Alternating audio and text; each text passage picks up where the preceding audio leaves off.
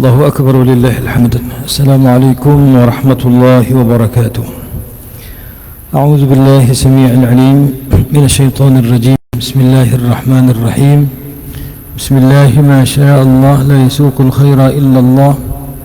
بسم الله ما شاء الله لا يصرف السوء إلا الله. بسم الله ما شاء الله ما كان من نعمة فمن الله. بسم الله ما شاء الله لا حول ولا قوة إلا بالله. بسم الله ولا استعانة إلا به. والحمد لله ولا ثناء إلا عليه.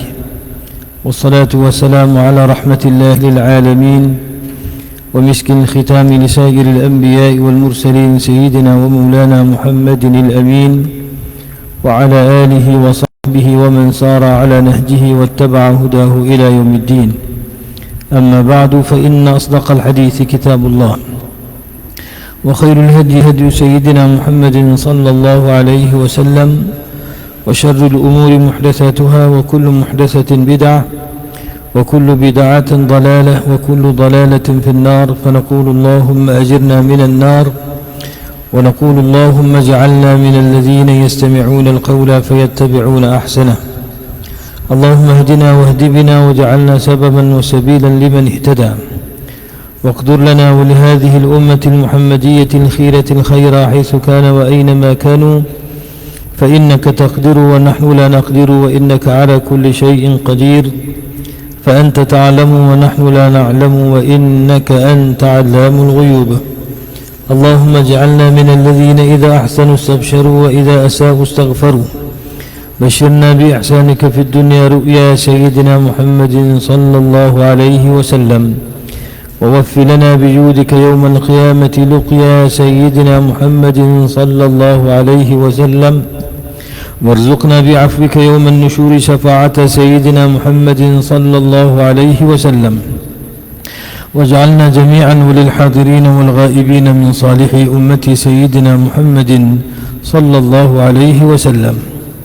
وصل اللهم يا ربنا صلاة جلال وسلم سلام جمال على حضرة حبيبك سيدنا محمد واغشه اللهم بنورك كما غشيته سحابة تجليات فنظر إلى وجهك الكريم وبحقيقة الحقائق كلم مولاه العظيم الذي أعاذه من كل سوء. اللهم فرج كربنا كما وعدت أمن يجيب المضطر إذا دعاه ويكشف السوء وعلى آله وصحبه آمين. اللهم آمين يا كريم. Alhamdulillah summa alhamdulillah wa syukru lillah. Puja dan syukur kepada Allah Subhanahu wa taala dengan limpah kurniaan hidayah dan taufik daripada Allah. Pada malam ini Allah Subhanahu wa taala kurniakan kesempatan untuk kita berada bersama dalam majlis ini. Mudah-mudahan kita beroleh sekali limpah kurnia daripada Allah, limpahan rahmat Allah, curahan sakinah, ketenangan daripada Allah, beroleh doa istighfar daripada kalangan para malaikatillah, dan tersenai mudah-mudahan daripada kalangan hamba-hamba Allah yang beroleh restu dan redha Allah Subhanahu wa taala insyaallah. Mudah-mudahan semua limpah kurnia itu menjadikan kita terus dikurniakan dengan keteguhan iman dan kesabaran untuk kekal istiqamah berada di atas jalan petunjuk Allah Subhanahu wa taala, jalan istiqamah untuk melaksanakan titah perintah Allah dengan yakin dan tanpa syak dan ragu-ragu bahwasanya apa yang kita lakukan atas muka dunia ini sekiranya bertepatan dengan apa yang Allah Subhanahu wa taala syariatkan dan dilakukan ikhlas kerana Allah Subhanahu wa taala, maka pastinya Allah Subhanahu wa taala tidak akan mensia-siakan apa yang kita lakukan tersebut, kerana Allah Subhanahu wa taala telah berjanji akan yang demikian itu. Walaupun tidaklah Allah Ta'ala bermakna Allah Ta'ala itu terikat dengan sesuatu perkara sehingga tertekan, terpaksa untuk melakukan sesuatu, bukan begitu. Pada hakikat dan pada pegangan kita, Allah Subhanahu wa taala tidak terikat dengan apa-apa peraturan dan undang-undang, tidak ditekan dengan apa-apa tekanan. Tetapi berdasarkan apa yang Allah janjikan kepada kita, setiap kebaikan dan kebajikan yang kita lakukan itu tidak akan disia-siakan oleh Allah. Dan Allah mengisytiharkan dalam Al-Quran bahwasanya Allah Ta'ala itu la yukhliful mi'ad. Allah Subhanahu wa taala tidak memungkiri janji, sama ada janji balasan kebaikan ataupun sebaliknya ancaman azab siksa yang Allah Subhanahu wa taala telah sampaikan sebagai amaran kepada hamba-hambanya. Jadi mudah-mudahan dengan kita duduk sedikit waktu dalam rumah Allah Subhanahu wa taala dalam majlis membaca hadis-hadis baginda Nabi sallallahu alaihi wasallam ataupun hadis kursi yang diriwayatkan oleh baginda Rasulullah sallallahu alaihi wasallam, itu akan menjadikan sebab dan jalan untuk kita mendapat curahan rahmat daripada Allah, diberikan kekuatan, dikurniakan dengan kesabaran untuk kita kekal istiqamah berada di atas jalan dasarnya. Kerana sabar dalam menghadapi hidup ini sebahagian daripada perkara penting dan perlu dalam kehidupan. Kita nak dapat kesenangan, kita nak dapat kehidupan yang bahagia, perlu kepada kesabaran. Kalau tak sabar tak dirja. Lebih lagi lah dalam urusan akhirat, dalam urusan agama untuk melaksanakan titah perintah Allah, ya lagi kita berhajat kepada kesabaran, karena sudah pastilah kita akan berhadapan dengan pelbagai ujian yang Allah Subhanahu wa taala telah tentukan. Fasbir sabran jamilan, fasbir sabran jamilan, innahum yarawnahu ba'idan wa narahu qariban. Allah Taala sebut dalam surah Al-Ma'arij, fasbir sabran jamila, innahum yarawnahu ba'ida wa narahu qariba. Allah perintahkan baginda Nabi SAW supaya bersabar dengan sabar yang disifatkan sabar yang jamil. Sabar yang, kalau jamil ni ada beberapa maksud dalam bahasa Arab. Jamil dengan makna baik, jamil dengan makna indah, jamil dengan makna cantik. Apa makna Allah Ta'ala perintahkan baginda Rasulullah sallallahu alaihi wasallam, fasbir sabran jamila, hendaklah engkau bersabar, sungguh-sungguh bersabar dengan kesabaran yang sebenar-benarnya. Apa maksud sabar sebenar itu? Katanya para ulama, as-sabrul ladzi la syakwa ma'ahu ila ghairillah, atau la syakwa fihi ila ghairillah. Itu sabar yang menjadikan seseorang itu tidak mengemukakan pengaduannya melainkan hanya kepada Allah. Menempuh perjalanan hidup dan ujian yang Allah Subhanahu wa taala timpakan ini, lebih-lebih lagi dalam ujian untuk kita mengangkat agama dalam kehidupan, dalam amalan kita secara pribadi, dalam keluarga, masyarakat, negeri dan negara. Kita berhadapan dengan berbagai ancaman, kita berhadapan dengan celaan, kutukan, fitnah dan sebagainya.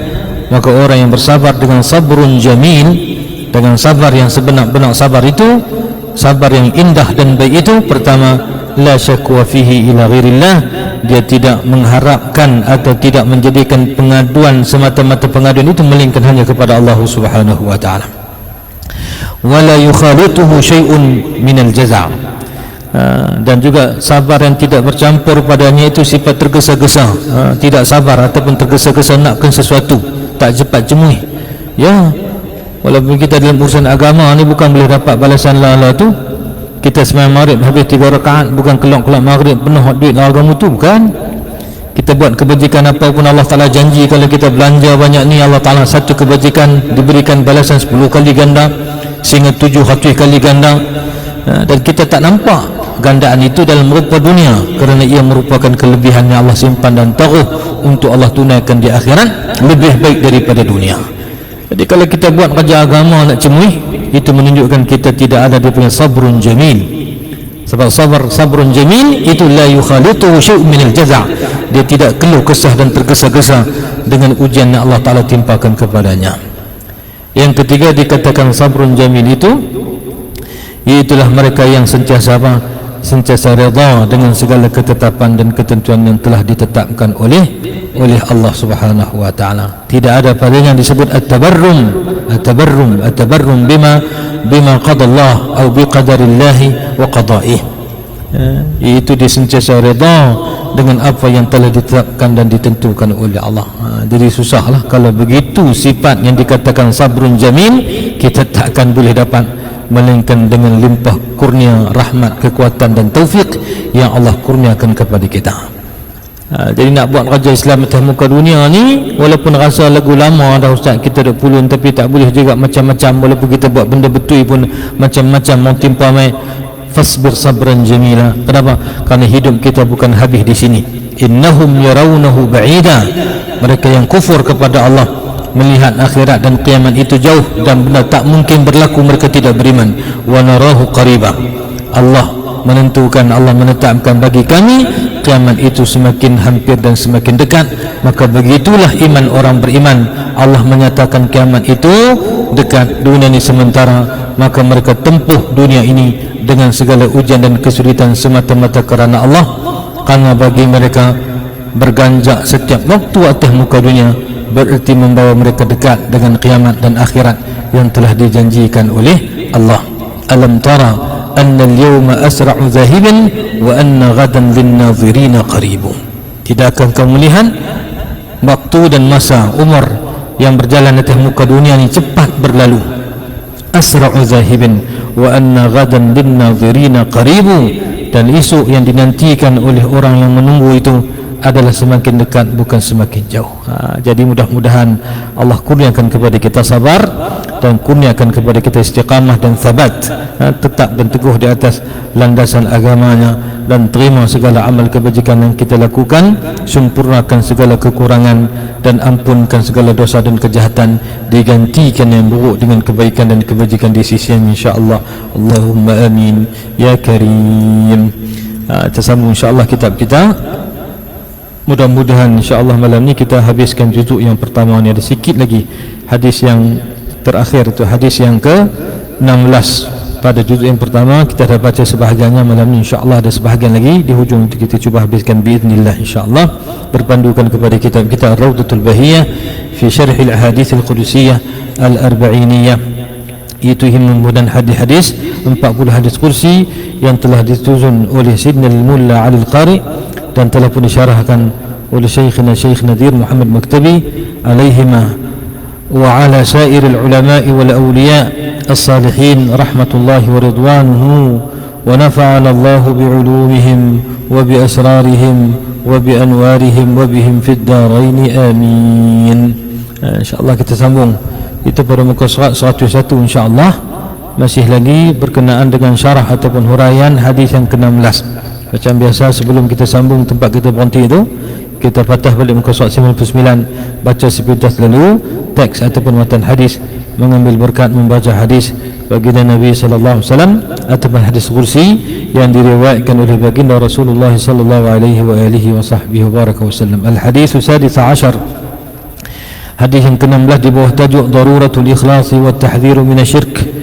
Itu kepentingan dan keperluan untuk kita mengikhlaskan pada setiap amalan yang kita lakukan, wa tahdhir, dan juga ancaman minasyirk, daripada perbuatan syirik. Sama ada syirik yang jeli, iaitu menyemutukan Allah, mengabdikan diri lain daripada Allah, mengabdikan diri kepada yang lain daripada Allah, ataupun syirkun khafi, syirik yang tersembunyi, iaitu riya.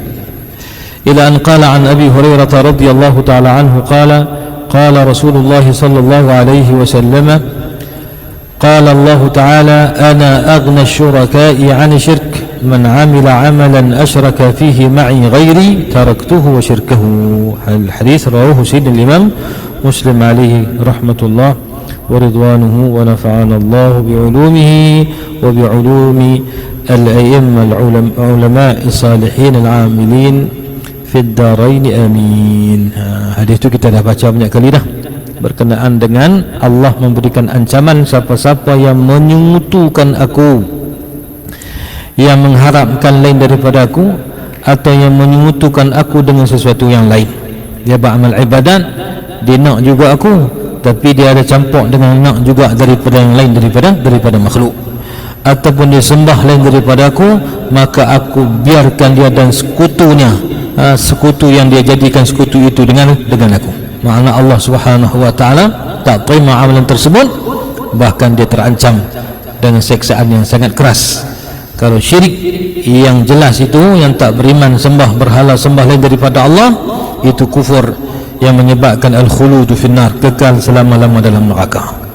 Tapi kalau dia masih lagi sebagai seorang beriman, tapi mukmin, dia panggil mukmin asin, orang beriman yang derhaka kepada Allah kerana riaknya, maka amalannya tidak diterima, bahkan juga terancam dengan azab siksa Allah Subhanahu wa taala. Kita nak sambung pada muka surat 101 insya-Allah sampai pada kata asy-syarih, iaitu kata tuan guru yang mensyarahkan hadis ini, Syekh Nadir Muhammad Maktabi hafizahullah wa saddada khutah, iaitu wa amma thanihima, situ wa amma thanihima fahuwa syirkul khafiyyu wa ya'ni adam al-ikhlasi wa huwa darajatun.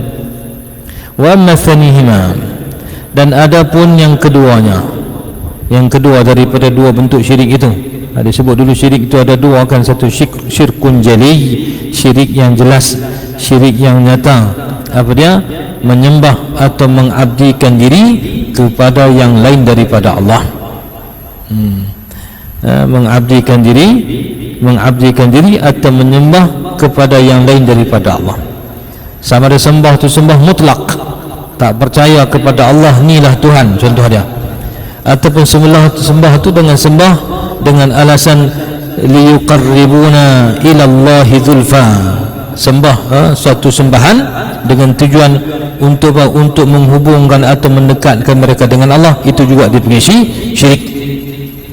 Jadi melakukan apa saja bentuk amalan dengan niat untuk ta'abbud ataupun untuk ibadah, dengan niat untuk ibadah, maka kepada lain daripada Allah, itu dia panggil syirik. Karena Allah Subhanahu wa taala tidak ada sekutu dan tidak perlu kepada perantara di antara seorang hamba dengan Allah Subhanahu wa taala. Tidak ada dipanggil al-wasait, tidak ada al-wasitah. Ada beza wasitah dengan wasilah, walaupun makna bahasa itu hampir sama, tapi kita bertawasul bukan makna kita sembah. Kita bertawasul contoh dengan baginda Nabi sallallahu alaihi wasallam. Kita bertawasul dengan kebesaran atau dengan kedudukan yang Allah kurniakan kepada baginda Nabi sallallahu alaihi wasallam. Kita bertawasul dengan amal ibadah yang kita lakukan. Itu tidak menyembah. Itu tawassul. Itu kita mohon kepada Allah dengan berkat kebajikan yang kita buat. Kita mohon kepada Allah dengan keistimewaan dan kedudukan yang Allah kurniakan kepada baginda Rasulullah SAW. Kita mohon kepada Allah dengan apa? Dengan berkat kedudukan para salihin yang Allah Ta'ala muliakan mereka itu. Itu tidak termasuk dengan makna syirik. Bukan konsep syirik di situ. Yang syirik ini kita menyembah, minta kepada makhluk, ya itu syirik. Tapi tawasul bukan minta kepada makhluk. Tawasul kita minta kepada Allah dengan keberkatan makhluk yang Allah Subhanahu wa taala bagi tahu kepada kita akan kedudukan dan keberkatan makhluk-makhluk tersebut. Amal saleh Allah Subhanahu wa taala termasuk disebut dalam Al-Quran, dalam hadis-hadis Nabi tentang kedudukan amal saleh. Kita boleh bertawasul. Rasulullah contoh boleh bertawasul, sama ada ketika mana baginda sallallahu masih lagi hidup atas muka dunia ataupun setelah mana kewafatan. Bahkan istimewanya baginda Nabi sallallahu alaihi wasallam ini hatta dengan khasais dia panggil, dengan kelebihan-kelebihan yang Allah khususkan kepada baginda juga, termasuk daripada perkara-perkara yang baik yang boleh kita bertawasul dengannya. Lepas tu kita tengok para ulama, ada daripada kalangan para ulama yang bertawasul dengan khasais dia panggil, dengan perkara-perkara khusus yang Allah kurniakan kepada baginda Nabi sallallahu alaihi wasallam. Bertawasul dengan apa? Dengan syama'il ataupun dengan khasais, dengan kedudukan istimewa yang Allah Ta'ala khususkan kepada Nabi sallallahu alaihi wasallam. Waktu ada para ulama menyebut mujarrab amalan para ulama, dan amalan itu mujarrab. Bertawasul dengan apa? Khasais Nabi. Contoh yang disebut dalam kitab disifatkan beberapa keistimewaan yang dikhususkan kepada baginda Nabi SAW. Lam yahtalim qattu taha mutlaqan abadan wa ma tatha'aba aslan fi mada az-zamani minhu ad-dawwab falam tahrub wa ma waqa'at dhubabatun abadan fi jismihi al-hasan bi khalfihi ka amamin ru'yatun sabatat wa la yura atharu al-bawl minhu fi 'alani wa al-qalbu lam yanam wal 'aynu qad na'asat ولا يرى ظله في الشمس ذو فطن إذا كتفاه علت قوما إذا جلسوا عند الولادة صف يا ذا بمختتن هذه الخصائص فاحفظها تكن آمنا من شر نار أو سراق ومن محن. Ada 10 kelebihan khusus untuk Nabi disebut dalam ragab nazam itu, Yang pertama, Nabi tak pernah lam yahtalim qattu taha mutlaqan abadan. Nabi tak pernah ihtilam, mimpi kita macam mimpi merapulu kita tak. Mimpi keluar mani ke, ataupun mimpi kadang-kadang menakutkan, atau mimpi macam kita macam jatuh pokok, jatuh parit, macam-macam kita ni. Rasul tidak terganggu dengan mimpi macam tu. Mimpi Nabi semuanya mimpi benar, mimpi yang mulia, naba, berita dan perintah daripada Allah. Lam yahtalim qattu taha mutlaqan abadan. Nabi tak pernah mimpi tidur, mimpi yang mabu-mabu tak. Kemudian apa? Wa ma tasa'aba aslan fi madaz zamani. Nabi tak pernah mengap sekalipun dalam seumur hidup Nabi sallallahu alaihi wasallam. Minhu ad-dawwabu falam tahrub. Binatang tak pernah lari. Semua benda melata hidup atas muka dunia kenal Nabi sallallahu alaihi wasallam. Sama ada benda jinak akan datang jinak, akan hidupan jinak, akan hidupan liar, semua kenal Nabi sallallahu alaihi wasallam. Bukan dekat binatang yang ada roh, batu, kayu, jamat dipanggil benda tak ada roh ni pun kena Nabi bagi salam kepada baginda Nabi sallallahu alaihi wasallam. Binatang berbicara dengan Nabi berbahasa Arab, macam hadis dhab ni kan, hadis dhab, hadis yang dhab mengucap depan Nabi, itu disebut dalam hadis bagaimana dhab itu berbicara dengan apa? Bi arabiyyin fasih, dengan bahasa Arab yang fasih, mukjizah. Jadi semua hidupan kena Nabi, tak pernah lari menjauhkan diri Nabi sallam. Wa ma waqa'at dhubabatun abadan fi jismil hasani, sekalipun tak pernah dihinggap oleh lalat pada batang tubuh Nabi sallallahu alaihi wasallam. Kemudian lagi apabila Nabi memandang depan dengan belakang tu sama saja. Macam mana Nabi tengok depan, nampak yang berlaku belakang Nabi. Macam Nabi di imam dalam sembahyang, Nabi tahu apa yang berlaku di belakang. Itu khususiat, mukjizat dikurniakan kepada Nabi sallam. Dan tidak kelihatan sesuatu yang keluar daripada tubuh Nabi sallam. Nabi qada hajat dan sebagainya itu ditelan oleh bumi. Kemuliaan Nabi SAW. Kemudian mata Nabi walaupun tidur lena, tetapi hati Nabi tidak pernah lalai daripada zikir dan ingat pada Allah Subhanahu wa taala. Begitu juga ketika mana berjalan, Nabi tidak ada bayang-bayang walaupun berjalan di bawah cahaya matahari. Kemudian Nabi SAW ketika mana duduk, bau Nabi katifahu alata qauman idza jalasu.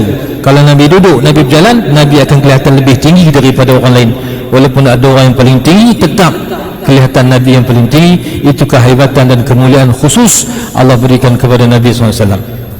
Kemudian ketika mana dilahirkan, diputerakan, sudah siap berkhitan, itu juga kemuliaan khusus bagi baginda Nabi. Yang sebut di hujung tu, kata para ulama, hadhil khasaisu fahfazha takun aminan. Khasais ataupun kelebihan atau khususiat ini, kalau kamu hafaz, kamu jaga, sama ada hafaz pada ingatan kamu ataupun kamu hafaz pada tulisan tulis simpan, takun aminan, maka kamu akan selamat biiznillah, dengan izin Allah, min syarri narin, daripada kejahatan api iaitu kebakaran, aw surraqin, ataupun pencuri, wa min mihani, ataupun daripada bala bencana. Tawassul. Lepas tu kita tengok orang dulu baca kitab Barzanji, Nuri baca, dan Madih baca, apa semua tawassul bil madih nabawi. Kalau mereka berdoa limpah berkat daripada Allah dengan membaca puji-pujian kepada baginda sallam, yang tu tak termasuk dengan syirik. Sebab pasal kita bukan beribadat menyembah Nabi, tapi kita memohon kepada Allah dengan keberkatan dan kedudukan yang ada kepada baginda Rasulullah SAW. Dan kedudukan itu sabit seperti mana ada dalam nas. Begitu juga kedudukan amal soleh sabit ada dalam nas, bukan reka-reka. Begitu juga kedudukan para ulama dan awliya itu juga sabit ada dalam nas. Jadi jangan keliru. Jangan mengatakan oh kalau lagu itu sama jugalah orang yang sembah patung ke sembah batu ke. Mereka bukan sembah batu, tapi mereka bertawassul. Itu ta'abbud, itu mereka menyembah dengan apa? Dengan upacara penyembahan, menyekutukan Allah, yang tu tak termasuk dengan makna tawassul. Ibarat la takhlitu bainal amrayn, jangan campur antara dua benda yang tak sama. Baik. Hak tu kita baca waktu. Nak masuk malamnya, amma thanihima, adapun yang kedua daripada dua jenis syirik itu, fahuwa syirkul khafi, iaitu syirik yang tersembunyi. Wa ya'ni, dan makna dan maksud syirik tersembunyi itu adam al-ikhlas, iaitu tidak ikhlas kepada Allah. Melakukan suatu amalan itu tidak ikhlas kepada Allah, kerana Allah. Wa huwa darajatun, dan ianya yakni syirkul khafi, wa huwa yakni wa syirkul khafi darajatun, ada beberapa darajat, ada beberapa kategori dia. Asyadduha syarran, asyadduha syarran, yang paling buruk, yang paling dahsyat keburukannya ataupun yang paling buruk, an yatawajjaha bil amali kamilan li ghairillah, iaitu yatawajjah, seseorang itu bertawajuh ataupun tuju hati dan niatnya. Yatawajjah dengan makna an yanwiya, iaitu dia berniat. An yatawajjah yakni tawajjuhan qalbiyan, yanwiya maksudnya niatlah, dia bertawajuh ataupun dia berniat bil amal, dengan amalan yang dilakukan itu kamilan, secara sempurnanya, li ghairillah, bukan kerana Allah. Yang dia buat satu amalan tu betul-betul bukan kerana Allah, tapi semata-mata kerana makhluk. Yang ni dia panggil apa? Ini syirik khafi yang paling buruk dan paling tercela. Dibagi contoh, kana ba'is salasati alladhina akhbara anhum Rasulullah Sayyiduna Rasulullah sallallahu alaihi wasallam annahum awwalu man yus'alu yawmal qiyamah. Dia bagi contoh, kana ba'i, seperti mana berita berkenaan dengan 3 orang, alladzina, iaitu mereka yang akhbara anhum, telah mengkhabarkan atau telah menceritakan, meriwayatkan tentang mereka itu Sayyiduna Rasulullah sallallahu alaihi wasallam, oleh Sayyidina Rasulullah sallallahu alaihi wasallam, annahum, bahwasanya mereka itu yang 3 orang itu annahum awwalu man yus'alu, itu antara yang awal disoal yaumal qiyamati, pada hari kiamat. Wahum, dan siapa mereka itu? Mereka itu ialah, yang pertama, rajulun atahu Allahul ilma, rajulun, seorang laki-laki, atahu Allahul ilma. Bila sebut laki-laki ni pada riwayat Nabi sebut rajulun, tapi pada i'tibar, pada faham, masuk sekali orang perempuan lah. Bukan makna kalau orang perempuan, kalau dia riak maka tak kena hukum. Bagaimana? Pasal hadis sebut rajulun lah, masuk ke orang perempuan, min babi taghlib dipanggil. Cuma pada riwayat sebut rajulun, tapi pada makna dan i'tibar yashmal al-dhakar wal-unsa, masuk sekali laki-laki dan perempuan. Rajulun atahu Allahul ilma, seorang laki-laki, rajulun atahu Allah, mendatangkan akan oleh Allah, yakni mengurniakan kepada dia oleh Allah al-ilma, iaitu ilmu. Allah bagi ilmu pada dia. Ini cerita siapa? Ini cerita orang alim, seorang laki-laki yang Allah kurniakan ilmu pada dia. Ilmu ini sebahagian daripada hikmah kurniaan Allah. Kita cuma boleh ikhtiar mengaji, ikut disiplin, ikut jalan sebab musabab. Nak dapat ilmu kena mengaji, nak mengaji kena berguru, bila berguru kena ada manhaj, bila ada manhaj kena apa? Rujukan, ada kitab. Kemudian bila ada guru, ada kitab, ada manhaj dan kaedah, kita kena duduk dalam suasana ilmu, barulah kita akan dapat ilmu daripada iklim ataupun al-jaw. Itu semua adalah al-akhdhu bil asbab saja. Itu semua adalah ikhtiar dan usaha untuk dapatkan ilmu. Tapi sebenar-benar ilmu itu al-hikmatu min indillah. Ilmu itu adalah sebahagian daripada cahaya kurniaan Allah Subhanahu wa taala. Yu'til hikmata man yasha wa man yu'tal hikmata faqad utiya khairan katsira. Allah boleh kurniakan hikmah dan ilmu, kefahaman kepada sesiapa Allah kehendaki. Sesiapa yang Allah kurniakan hikmah, kurniakan ilmu, kurniakan kefahaman kepada dia, maka sesungguhnya dia telah mendapat kurniaan yang sangat berharga dan besar dan sangat baik di sisi Allah Subhanahu wa taala. Maka sebab itu dalam mengaji, ulun mengaji, tapi pada masa yang sama kena minta supaya Allah kurniakan kepada kita ilmu. Ilmu yang macam mana? Ilmu yang bermanfaat, dan juga taufik untuk kita beramal, taufik juga untuk kita sampaikan kepada orang, taufik juga untuk kita sabar menunaikan hak ilmu yang Allah kurniakan pada kita. Satu. Yang kedua, nak untuk ilmu juga kena berpantang, ada pantang dia. Di antara perkara yang boleh menyebabkan luput, hilang cahaya ilmu ini adalah dengan irtikabul ma'asi, dengan kita melakukan maksiat. Semua bentuk maksiat lah. Cenderung kepada dunia, mengaji pasal nak dunia, itu maksiat. Itu termasuk maksiat batin yang akan menyebabkan kita tak dapat ilmu. Barangkali kita dapat maklumat, kita boleh menulis, kita dapat title, kita dapat kedudukan, dapat laqab ilmi, syuhrah, dapat orang bagi gelaran-gelaran akademik, boleh. Tapi kalau kita bukan kerana Allah, dia tidak akan menjadi cahaya yang memandu jalan kita kepada petunjuk. Itu dikatakan man izdada ilman wa lam yazdad hudan lam yazdad minallahi illa bu'dah. Orang yang bertambah ilmu tapi tak bertambah petunjuk dan amal taatnya, dia bukan makin dekat, bahkan makin jauh daripada Allah. Bahkan kena jaga kita zahir dan batin daripada maksiat, kerana maksiat itu yang melumpuhkan atau memadamkan cahaya ilmu. Macam kita baca cerita yang masyhur, kita dengar saya udahkan, diceritakan bagaimana Sayyidina Imam Syafi'i radhiyallahu ta'ala anhu mengadu kepada guru beliau, iaitu Sayyidina Imam Waki' bin Jarrah radhiyallahu anhu, tentang bagaimana suatu hari sukar hafazan. Imam Syafi'i radhiyallahu anhu mengadu bagaimana hari tersebut ataupun ada waktu dia rasa susah, beliau rasa susah untuk menghafaz. Sedangkan kita tahu termasuk daripada manaqib, kelebihan dan keistimewaan Imam Syafi'i ialah dia panggil quwwatu zakirah, kuat ingatan. Yang kedua yang kedua suhulah, dia panggil dapat ingat dengan cepat, mudah ingatannya itu, mudah ingat, hafal, ingat, dengar saja boleh ingat. Kitab Al-Muwatta itu hanya dihafal dalam beberapa ketika saja. Bahkan apa ketika mendiriwayatkan ketika mana mendengar talaqi mengaji dengan Sayyidina Imam Malik bin Anas radhiyallahu ta'ala anhu, tidak ada pen, hanya catat pada telapak tangan. Semua yang beliau dengar daripada Imam Malik itu dihafaz, dan boleh disampaikan, dibagi tahu balik, disampaikan semula, diriwayatkan semula dengan dengan tepat, tanpa ada saktah, ada jatuh ataupun salah. Satu hari mengadu susah, maka Sayyidina Imam Waki' bin Jarrah memberikan nasihatnya. Nasihat itu diriwayatkan sehingga hari kiamat kita baca. Kata Sayyidina Imam Syafi'i radhiyallahu anhu, syakawtu ila Waki'in su'a hifzi fa arsyadani ila tarkil ma'asi wa akhbarani bi anna al-ilma nurun wa nurullahi la yuhda li'asi. Aku telah mengadu kepada guruku Imam Waki' bin Jarrah radhiyallahu anhu tentang bagaimana sukar hafazanku. Lalu beliau memberikan petunjuk dan nasihat kepadaku supaya jauhkan diri daripada maksiat. Maksiat ini bukan makna Imam Syafi'i dia mencuri hak orang, minum warak, bukan, mengumpat, bukan.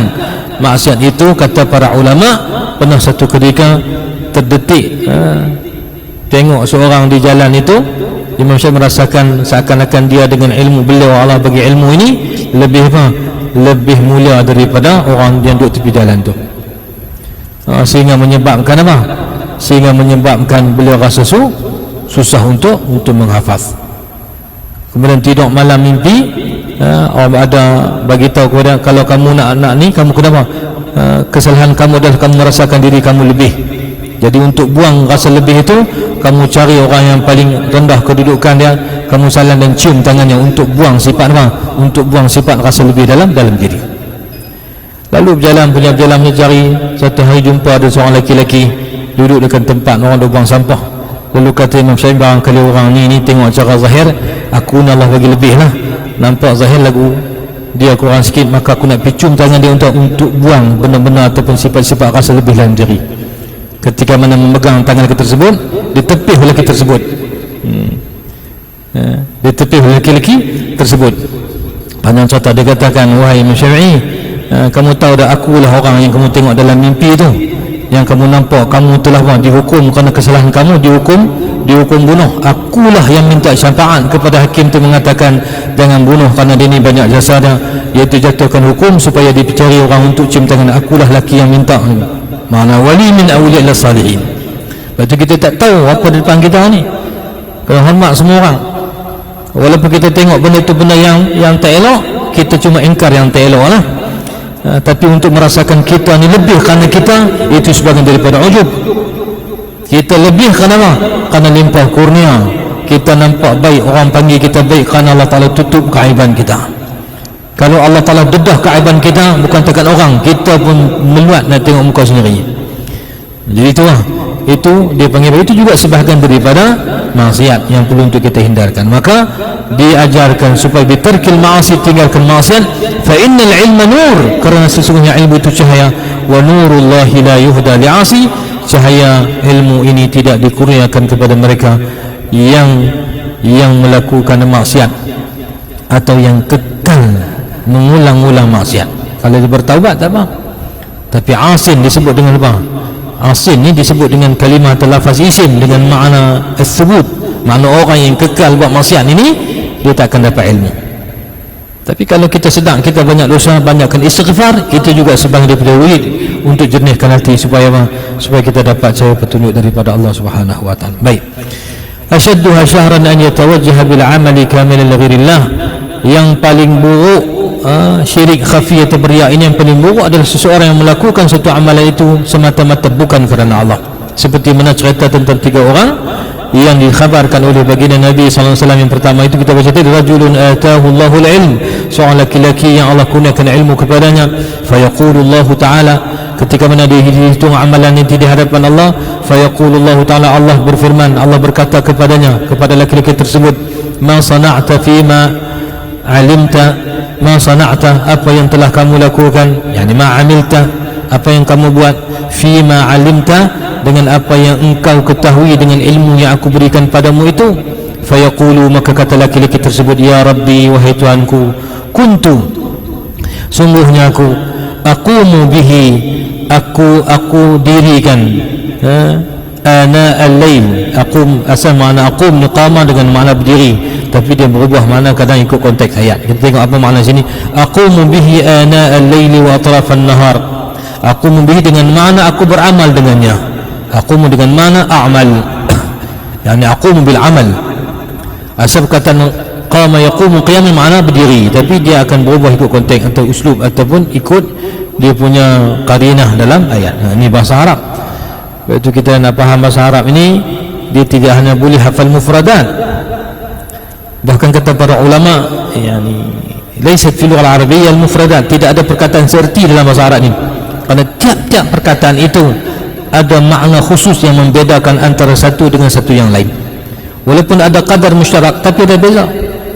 Macam jalasa dengan qa'ada, al-julus dengan al-qu'ud. Kalau kita buka kamus al-mufradat, sama makna lah. Jalasa pun duduk, qa'ada pun duduk. Tapi dari segi fiqhul lughah, dari segi makna secara apa? Secara detail, itu ada beza. Fi farq bain al-julus wal-qu'ud. Ada beza di antara al-julus, di antara berjulus duduk dan juga apa? Qu'ud, duduk juga. Ada macam-macam pendapat lah. Ada mengatakan ijlis jalasa ini dengan nama ada ma qablahul qiyam, kalau berdiri kemudian duduk itu dia panggil julus. Ataupun kalau duduk daripada tidur bangkit duduk itu dia panggil al-qu'ud. Wajhun, itu satu wajah. Dan ada lagi pandangan para ulama al-lughah. Jadi bahasa Arab termasuk daripada bahasa yang dalam dan bahasa yang seni, ya, bagi ahli adalah macam kita orang awam ni, kita baca yang mudah-mudah je lah. Tapi bagi orang yang memang uhailul lughah ataupun ahlul lughah, itu memang ada perbedaannya. Maka sebab itu anak-anak kita yang mengambil kuliah bahasa Arab contoh, yang mengaji pengkhususan bahasa Arab dan juga kesusahaan, ada satu subjek yang belajar itu apa? Fiqhul lughah. Bukan fiqh muamalat, bukan ini fiqh dalam bahasa. Mengaji tentang apa? Tentang usul juzurul kalimat. Mengaji tentang bagaimana asal-usul perkataan terbit mengikut mana. Ilmul aswad, bagaimana timbulnya perkataan ambil daripada apa. Wa kulluha ilm, fan. Tiap-tiap satu itu dia ada bidang pengkhususannya. Jadi bahasa Arab ni dia bukan bahasa yang kita kata bahasa yang bagi orang mendalami lah, bukan bahasa yang biasa-biasa lah. Dia bahasa yang ada keistimewaannya. Dan cukuplah keistimewaan bahasa Arab itu apabila Allah memilih Al-Quran yang diturunkan itu dalam bahasa Arab. Tapi masing-masing baca takak kadar masing-masing lah. Bukan semua orang nak jadi mutakhasis dalam bahasa Arab, itu ada ahlinya. Kita mengaji orang awam ni nak tahu untuk syiar, untuk kita bercakap lebih kurang atau membaca yang ringkas-ringkas ni, kita paling tidak untuk faham makna zikir, mana yang tu cara kita mengaji cara awam. Tapi anak-anak kita yang ambil bidang pengkhususan bahasa Arab, mereka mengaji lah. Maka tiap-tiap bidang ilmu itu ada ahlinya. Jangan campur. Kalau campur jadi apa? Jadi cecah merbah habis. Tiap-tiap bidang itu ada ahlinya, dan tiap-tiap ilmu itu ada kelengkapnya. Zaman hari ini kita campur habis. Itu yang jadi celaru. Orang mengaji hadis contohnya, dan bidang hadis ada bidangnya. Yang mengaji lughah, lughah ada bidangnya. Bukan makna orang mengaji hadis ni lekeh, bukan. Ilmu hadis atau ilmu yang apa? Ilmu yang utama. Tapi tiap-tiap bidang itu, tiap-tiap ilmu itu ada bidangnya. Kalau kita bercakap ikut sempadan bidang, itu akan selamat. Kita tak merendang, lebih kurang lah. Tak merendang macam orang baca hadis ada bidang dia. Kadang-kadang ada hadis yang datang dalam beberapa riwayat. Kalau kita tak mengaji, kita pergi ambil satu hadis, habis kita orang bid'ah, habis kat kampung. Pasal kita pegang yang ni, kita kata ni yang hadis buat, yang ni bahaya. Dan kadang-kadang berlaku dengan keadaan kita tak sedap menjadi bercakap ni. Orang bercakap lagi terdedah banyak kesilapan. Contoh kita bercakap hadis cerita tentang sahabat. Macam saya dengar baru ni, ada orang sebut kata sifatkan sahabat pembohong juga dia pun.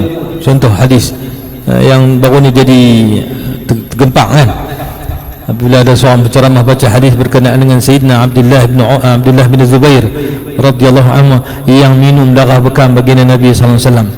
Masa saya ceramah tu cerita bila Nabi tanya buang tak mana, saya buang tempat yang orang tak tahu dah. Nabi kata la'alaka syaribtahu ya Abdullah, kamu minum ke darah tu? Baru dia kata ya saya minum.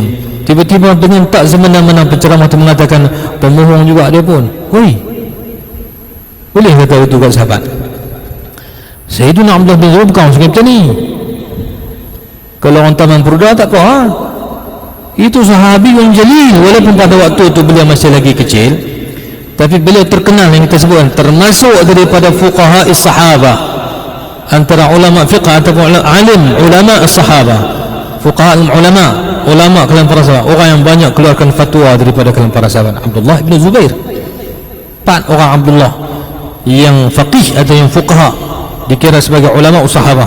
Antaranya Abdullah ibn Zubair, selain daripada Abdullah ibn Umar, Abdullah ibn Abbas, Abdullah ibn Amr ibn al-As. 4 orang ini dipanggil al-abadilah al-arba'ah. Dia tak patutlah kita sebut itu, bahaya. Itu perlu dibetulkan. Kerana perkataan itu walaupun nampak macam dia gulai hehehe main, tapi kalau diambil pakai oleh orang yang dalam hati dia penyakit, masalah.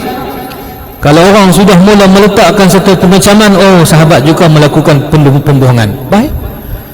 Kalau semua jalan agama ni, jalan syariat sampai pada kita ni, dari segi riwayat itu semua melalui jalur para sahabat. Tak ada seorang pun hatta daripada kalangan imam-imam mujtahid yang bertemu dengan Nabi SAW. Semua riwayat sampai itu melalui jalan para sahabat.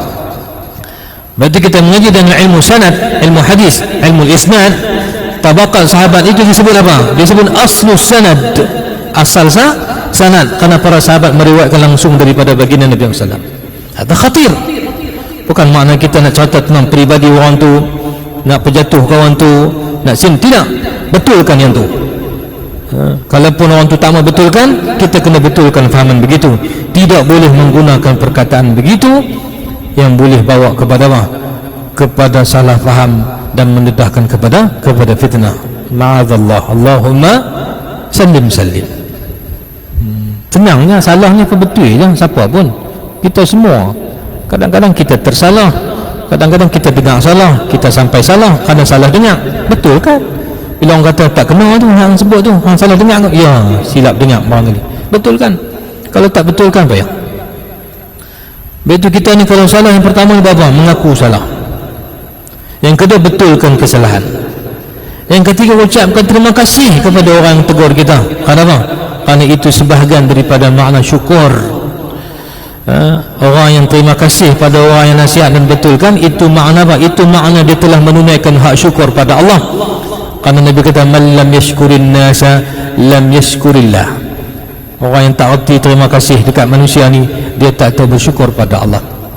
Tapi salahnya kita orang Melayu ni, dia baca terima kasih tu bila orang bagi kemplekatnya, itu masalah.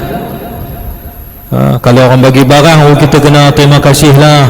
Kalau orang bagi duit ke, orang bagi peruntukan ke, oh nak kena ajak kita terima kasih pada orang bagi. Pasal apa? Man lam yashkurin nas lam yashkurillah. Tapi orang bagi nasihat, dia tak nampak itu kebaikan, patut dia ucap terima kasih. Orang bagi teguran, kerana itu juga sebahagian daripada kebaikan. Man ataka bi khairin fakafi'u. Orang yang bawa kebaikan, maka berikan balasan pada dia. Wa illam tastati', kalau kamu tak mampu, fad'u lahu, doakan kebaikan untuk dia. Jadi jangan ingat kebaikan, terima kasihnya bila dapat barang di tangan. Jangan. nasihat juga itu sebahagian daripada pemberian yang sangat mahal harganya, yang patut kita bersyukur. Ini kalau orang tu ada kuasa bagi pak kita kenang sampai mati, walaupun dia buat salah pun kita betul. Pasal apa? Pasti ada bagi. Tapi para ulama tegur kita dengan kebaikan, kita bermusuh dengan para ulama, dan kita apa? Kita angkat humban para ulama itu dengan apa? Dengan tuduhan penunggang agama. Allahumma sallim. Baik. Jadi dia beritahu dekat Allah, dia beritahu laki-laki itu, kuntu aku membihi, aku beramal dengan ilmu tersebut ana al-lail, itu pada malam, wa atrafnah juga pada siang, yakni pada malam, pada siang malam kita. Fa yaqulullahu ta'ala, maka Allah berfirman, Allah berkata kepada laki-laki tersebut, kadzabta, kamu telah berdusta, ataupun kamu berdusta. Wa taqulul malaikah, dan berkata para malaikat, kadzabta, kamu telah berdusta. Bal aradta an yuqala, bahkan apa yang kamu nak, bal aradta, bahkan apa yang engkau inginkan, an yuqala, iaitu bahawa disebut kebaikan ataupun ilmu yang kamu sampaikan atau yang kamu amalkan. Kamu bohong, kata kamu beramal dengan ilmu kamu kerana Allah, tapi kamu beramal atau kamu sampaikan ilmu siang malam itu liyuqal, untuk apa? Untuk disebut-sebut kamu ni orang alim, kamu ni rajin beramal, kamu ni begini. Kita nak bohong siapa? Nak bohong Allah. Allah Ta'ala tahu belakang. Kita nak bohong malaikat, tak boleh bohong malaikat. Pasal malaikat memang ditugaskan, dia takkan pernah ingkar apa yang kita buat, dia tulis. Cuma dalam ikhlas ini rahsia. Ikhlas tak ikhlasnya malaikat pun tak tahu. Maka sebab itu bila Allah Ta'ala kadzabt, malaikat Allah Ta'ala kata kadzab, kamu bohong, malaikat pun kata kamu bohong, kamu tidak ikhlas. Malaikat tak tahu ikhlas ni, yang tahu adalah Allah Subhanahu wa Ta'ala. Yang kita baca dulu kan, ikhlas ni Allah Ta'ala sebut al-Qudsi, iaitu sirrun min asrari, rahsia aku baini wa baina abdi, antara aku dan hambaku, auda'atuhu qalba man uhib, yang aku berikan atau aku curahkan pada hati hambaku yang aku suka. Jadi bila laki-laki tadi Allah Ta'ala tanya, hamba buat apa dengan ilmu yang aku bagi dekat hang, wahai hambaku? Dia kata, ya Allah, siang malam aku beramal dan aku sampaikan ilmu itu. Allah Ta'ala kata, hang muhung. Malaikat kata, hang muhung. Bal aradta an yuqal, tapi apa yang engkau inginkan, yang engkau cari dan engkau tuntut, an yuqal, bahwasanya engkau disebut ataupun disebut apa? Fulanun alimun, disebut engkau seseorang yang alim. Ala faqad qila dhalik, ketahuilah apa yang kamu inginkan itu kamu dah dapat. Faqad qila, telah pun disebut yang demikian itu. Ala faqad qila dhalik, ketahuilah bahawa sesungguhnya telah pun disebut yang demikian itu, yakni apa yang kau nak atau telah pun kamu dapat di dunia. Bahaya tuan-tuan. Allah Ta'ala kata bahawa hang buat bukan kerana aku, tapi hang buat itu supaya orang sebut kata hang ni orang alim. Dan orang dah pun sebut di dunia, semua orang panggil hang orang alim, semua orang pandang hang dengan pandangan mulia dan hebat. Hak tu pun hang nak dan hang dah dapat apa yang hang inginkan di dunia. Makna apa? Bila Allah Ta'ala kata lagu tu, makna Allah tidak akan kurniakan apa-apa ganjaran untuknya di akhirat. Tuan-tuan, umur kita 20 tahun, 30-40 tahun, kalau kita buat amal bukan kerana Allah, habis jadi sia-sia. Na'udzubillah. Allah bagi ilmu, nak mengaji ni kena belanja duit, nak kena berjalan, kalau tak jauh pun dekat pun nak kena berulang alik. Tapi rumah tu uruk lagi pula, kalau mengaji jauh belanja. Tiba-tiba semua itu kita lakukan hanya semata-mata nak dunia. Tidakkah itu satu perbuatan bodoh yang dilakukan oleh seorang hamba? Kita belanja, penat lelah kita, akhir jadi sia-sia. Sebab apa? Sebab kita buat bukan kerana Allah. Sebab tu kena minta kepada Allah, Allah sejahterakan hati kita supaya sentiasa tuju hanya kepada Allah Subhanahu wa Ta'ala. Sekali, wa rajulun atahu Allahu malan, laki-laki yang kedua pula Allah Ta'ala berikan kepadanya harta. Fa yaqulu Allah Ta'ala, maka berkata, berfirman Allah Subhanahu wa Ta'ala, laqad an'amtu, bahawa sesungguhnya telah aku nikmatkan, aku beri nikmatkan, alaika, ke atas kamu, yang bahawa sesungguhnya telah aku bagi nikmat kepada kamu. Famadha sana'ta, maka apa yang telah kamu lakukan? Fayaqulu, maka kata laki-laki kedua ni, ya Rabbi, wahai Tuanku, kuntu atasaddaqu, sungguhnya aku itu adalah aku telah memberikan sedekah bihi, dengan harta yang engkau kurniakan padaku, ana al-lail, malam dan juga siang, ana al-lail wa atrafan nahar. Fayaqulu Allah Ta'ala, maka berfirman Allah Ta'ala, kadzabta, kamu berdusta. Wa taqulul malaikatu, dan berkata para malaikat menyaksikan apa? Kadzabta, kamu berdusta. Bal aradta an yuqal, bahkan kamu inginkan bahawa disebut fulanun jawad, seorang laki-laki yang apa? Yang pemurah. Kamu belanja bagi harta sana sini itu, bagi harta sana sini bukan kerana aku, tapi nak apa? Supaya kamu dipuji dan disebut sebagai orang yang pemurah. Jawad yakni karim, dia panggil orang yang apa? Orang yang pemurah. Ini begitu takut dengan budaya yang ada sekarang ni kan, semua kebaikan itu direkodkan. Direkod tu tak apalah, untuk simpanan, kalau untuk auditing tak apalah kan. Kerana ada benda-benda tentu memang kena rekod. Kalau duit tu duit kerajaan kan, ataupun duit tu duit persatuan, duit organisasi, bila kita sampai bagi ke orang, kena rekod bertulis. Kena ada, kalau melibatkan bank, dia kena ada statement daripada bank. Bahkan ada kadang-kadang dia ambil gambar untuk apa? Itu untuk simpanan rekod contohnya. Tapi kalau semua kebajikan kita buat FB, kita buat baik semua, kita tunjuk satu dunia, kali pertama okey lagi. Pertama niat untuk apa? Untuk kita apa? Untuk kita ajak orang pada kebaikan. Kali kedua, kali ketiga, kali keempat, kalau hari-hari kita dah post, syaitan tak akan pernah berhenti untuk mengusik kita dan menjerat kita dengan jeratnya. Maka sebab itu kadang-kadang ada orang, bukanlah kita kata salah, kita tak tahu orang post untuk apa. Tentu dengan salah sangka pula. Saya tidak tuhmah orang yang post itu, barangkali niatnya baik, Allahu alam. Tapi nak cerita prinsip, kalau kebajikan yang selalu kita dedah-dedahkan, maka dibimbangi, kita akan terjebak juga dengan jebak dan jerat syaitan, menyebabkan terlintas dalam hati, atau mula beralih arah hati kita daripada untuk ajak orang kepada kebaikan, untuk orang tengok kebaikan yang kita buat, untuk tunjuk pada orang, maka kena jerat kita dengan jerat riak. Na'udzubillah min dhalik. Maka sebab kena jaga-jaga.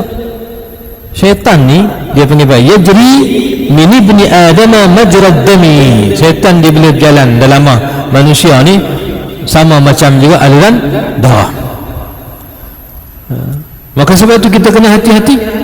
Kalau kita tengok sesuatu yang menyebabkan kita nak jadi salah sangka, jangan piak. Tengok kawan kita, dia berjalan dengan siapa ni, nampak muda, nikah baru apa?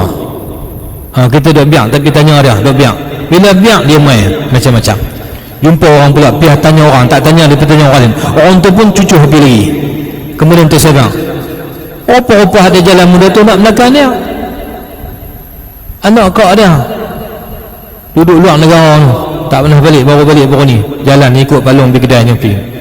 Kita jadi fitnah. Habis itu kalau ada benda-benda yang sanksi, kena. Lepas itu satu hari Nabi duduk dengan apa? Sembang dengan salah seorang Ummahatul Mukminin, saya tak ingat nama, perempuan tapi tak nampak jelas, perempuan lah. Tiba-tiba lalu dua orang sahabat. Bila nampak Nabi, dia cepat-cepat. Nabi terus kata, innaha Safiyah, kalau tak silap, yang kamu tengok tu Safiyah, isteri aku. Pasal apa? Pasal bimbang, takut tercetus dalam hati ni salah sangka. Nabi kata, inna syaitan yajri min ibni adama majrad dami. Banyak daripada kita yang sudah pun terjerat dengan apa? Dengan belenggu dan derat syaitan. Apa yang kita tengok di luar, apa yang kita baca dalam laman sosial, menjeratkan kita dalam perkara-perkara hina dan keji, yang kadang-kadang kita tak sedang habis kebajikan hak kita buat, jadi sia-sia. Na'udzubillah min dzalik. Jadi Allah Ta'ala kata, hamba bukan kerana aku, tapi liyuqala annaka fulan jawad, supaya orang puji kata kamu ni orang pemurah. Ana faqad qila dzalik. Ketahuilah apa yang engkau inginkan itu qad qil, telah pun disebut yang demikian itu zalik ketika menjadinya. Wa rajulun qutila fi sabilillah ta'ala fayaqulu Allah ta'ala madza sanat. Yang ketiga, seorang laki-laki yang dibunuh pada jalan Allah. Qutila, dibunuh fi sabilillah, pada jalan Allah, yang dalam perang sabil, dalam peperangan jihad fi sabilillah. Fayaqulu Allah ta'ala, lalu Allah Ta'ala bertanya kepada laki-laki tersebut, madza sana'ta, apa yang kamu lakukan? Fayaqul, jawab laki-laki tersebut, ya Rabb, wahai Tuhan, amarta bil jihad, engkaulah yang telah memerintahkan kami semua berjihad pada jalan Allah. Faqataltu, maka aku sambut dengan apa? Faqataltu, maka aku berjihad pada jalan Allah, hatta qutiltu, sehingga aku dibunuh pada jalan Allah, dan pada berjihad. Fayaqulullah, Allah Ta'ala kata, kazabta, kamu tipu wahai hambaku. Wa taqulul malaikah, kazabta, malaikat pun kata kazabta, kamu tipu. Bal aradta an yuqal, bahkan apa yang engkau inginkan, an yuqala, bahawa dikatakan pada engkau, fulanun syuja', seorang laki-laki yang berani. Kamu mati itu berjuang dengan bersungguh-sungguh, itu bukan kerana nak cari redha, tapi supaya orang kenang. Kalau kamu hidup, orang panggil kamu batal, pahlawan yang hebat. Kalau kamu mati pun orang puji kamu dengan apa? Dengan pahlawan yang hebat. Hang buat bukan kerana aku. Ala faqad qila dhalik, ketahuilah, faqad, bahawa sesungguhnya, qila, telah pun dikatakan atau disebut, zalika, yang demikian itu, di mana? Di dunia. Qala Abu Hurairah, telah berkata Sayyidina Abu Hurairah radhiyallahu ta'ala anhu, rawil haditha, yang meriwayatkan hadis ini, thumma khatta Rasulullah sallallahu alaihi wasallam ala fakhidhi. Khatta ni dengan makna daraba, karena dalam hadis yang lain, riwayat yang lain disebut daraba. Daraba dengan mana Nabi macam ni, atau Nabi macam ni, Nabi tepuk ataupun Nabi pukul. Daraba Rasulullah, Nabi memukul atau Nabi menyentuh, Nabi suar tangan macam tu, sentuh, pukul. Ala fakhidhi, itu di pahaku. Nabi kata, waqala, lalu Nabi bersabda, ya Abu Hurairah, wahai Abu Hurairah, ulaika, mereka itu, awwalu khalqin, adalah antara makhluk yang awal, tusa'aru naru jahannam, yang dibakar atau dinyalakan api neraka jahannam, bihim, akan mereka itu, yakni dibakar. Tusa'aru mengamana dibakar. Mereka itu antara makhluk Allah yang awal, yang dibakar dengan neraka jahannam yaumul qiyamati, pada hari kiamat. Allahumma sallim. Lepas Nabi cerita satu tiga orang tu, kemudian kata, wahai Abu Hurairah, itu untuk tarik perhatian macam kita lah kan. Bila kita nak bagi tahu sesuatu penting, biasanya kita apa ni? Buat itu. Apa ni? Tiga orang ni adalah orang yang pertama dibakar, dalam antara yang terawal dibakar dalam api neraka jahannam. Kalau kita tengok ketiga amalan tu bukan amalan kecil tau. Itu semua termasuk daripada apa? Termasuk daripada hasanat ataupun kebajikan yang sangat besar. Menyampaikan ilmu, baca Quran, itu bukan amalan kecil, itu amalan besar. Sebahagian riwayat di sini sebut ilmu kan, sebagai riwayat sebut qari, itu orang yang membaca Al-Quran. Quran ni, khairukum man ta'allama Al-Quran wa 'allamah. Sebaik-baik kamu adalah orang belajar Al-Quran dan juga orang yang mengajarkan Al-Quran. Menyampaikan ilmu, ya, darjat ilmu itu tinggi. Yarfa'illahu alladhina amanu minkum walladhina utul ilma darajat. Bahkan Nabi kata, antara aku, beza antara orang alim dengan orang jahil, seperti mana beza aku dengan orang yang paling rendah daripada kalangan kamu. Jauh beza kedudukan Allah beri kedudukan kepada para ulama. Kalau mereka ulama yang yatawajjahuna ila Allah, al-ulama al-amilun, al-mukhlisun al-mukhlasun, ulama yang hanya mencari keridaan Allah. Tapi kalau cari yang lain, maka terdedah kepada bahaya. Ketiga-tiga amalan dan ketiga-tiga yang disebut sini, semuanya adalah daripada amalan yang besar-besar. Yang pertama, menyebarkan ilmu. Yang kedua apa? Bersedekah. Bersedekah dalam Al-Quran, bagaimana Allah sifatkan apa? Masalul ladzina yunfiquna amwalahum fi sabilillah kamathali habbatin anbatat sab'a sanabila fi kulli sumbulatin mi'atu habbah. Satu, kita sedekah, nafkah pada jalan Allah. Orang diumpamakan seperti mana seorang yang menyemai satu biji benih, tumbuh satu pohon, ada 7 tangkai, tiap satu tangkai itu ada 100 biji. Makna apa? Makna satu kebajikan kita buat diganda dengan 700 kali ganda. Bahkan disebut Allah Ta'ala boleh memberikan lebih daripada itu. Makna bersedekah ini termasuk daripada amalan besar. Bahkan sedekah itu tutfi'un nar, itu akan memadamkan api neraka. Seperti mana kita ceruk ayak dekat api terpadam, maka begitulah kelebihan sedekah akan menyelamatkan kita daripada disambar oleh neraka. Mana amalan sedekah ni besar, tapi oleh kerana dia buat bukan kerana Allah, walakin yuqal annahu fulanun jawad, supaya orang puji kata dia pemurah, maka Allah tak ambil kira amalan, bahkan dicampak masuk dalam neraka. Sebagai riwayat, diseret muka dia dalam keadaan tersembam ke bawah, lalu dilempar masuk dalam neraka, na'udzubillah. Yang ketiga, mati syahid fi sabilillah.